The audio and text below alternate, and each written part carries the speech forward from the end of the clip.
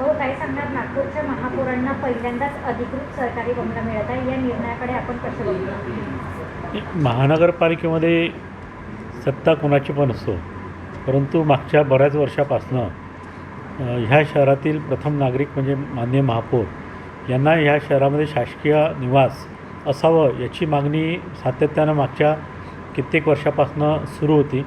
आणि मला एक आनंदाची गोष्ट आहे की यावर्षी हे नागपूर नगरीच्या या 55 महापौर माननीय नीताताई ठाकरे यांच्या कार्यकाळामध्ये महानगरपालिकेला एक स्वतंत्र बंगला तिथे मिळत आहे. परंतु हे मिळत असताना त्याचा उपयोग नागरिकांच्याकरिता आणि ह्या शहरामध्ये नागरिकांना येणाऱ्या अडीअडचणीकरिता आपण निश्चितपणानं तिथे बसवल्या सगळ्या समस्या सोडवाल. येणाऱ्या काही दिवसाआधीच जर आपण बघितलं असेल तर ह्या शहरामध्ये थोडासा पाऊस आला, परंतु अर्ध शहर हे पाण्याखाली बुडलं. त्याच्यामुळे मला असं वाटते की कुठेतरी अधिकाऱ्यांचा निष्काळजीपणा या सगळ्या गोष्टीला जबाबदार आहे. असे सर्व गोष्टी ह्या वर्षी मिळणाऱ्या ह्या बंगल्यातून मला असं वाटते ताईंनी प्रवेश घेतल्यावर ह्या शहरातील नागरिकांना ह्या सर्व गोष्टीपासून कुठेतरी दिलासा मिळेल असं अपेक्षा माननीय महापौरांकडे मी व्यक्त करतो.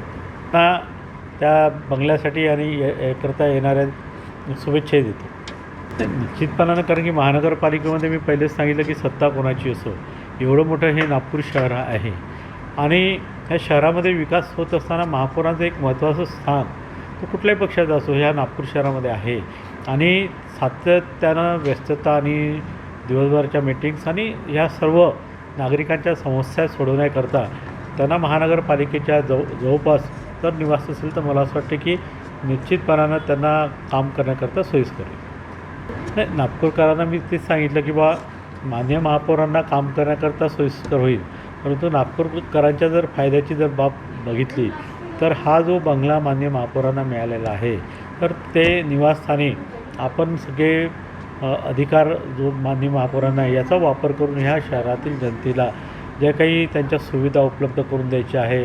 जिथे मी थोडा वेळ सांगितलं की आता पाऊस होऊन गेला आणि ह्या शहरामध्ये बऱ्याच ठिकाणी रोडच्या नाल्या अजूनपर्यंत बुजून आहेत, त्या साफसुद्धा झालेल्या नाही. त्याच्यामुळे बऱ्याच ठिकाणी पावसाचं पाणी जमा झालं, नागरिकांना त्रास झाला.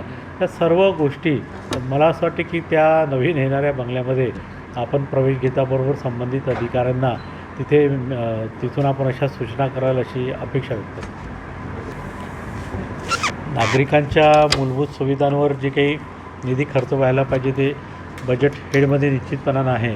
परंतु मला असं वाटतं की तो जो बंगला आहे मग तिथे काही आधी मेट्रोचं ऑफिस होतं आणि जवळपास तो तयारच आहे. त्याच्यामुळे महानगरपालिकेचा विशेष निधी असं काही त्याच्यामध्ये खर्च होण्याची काही बाब नाही.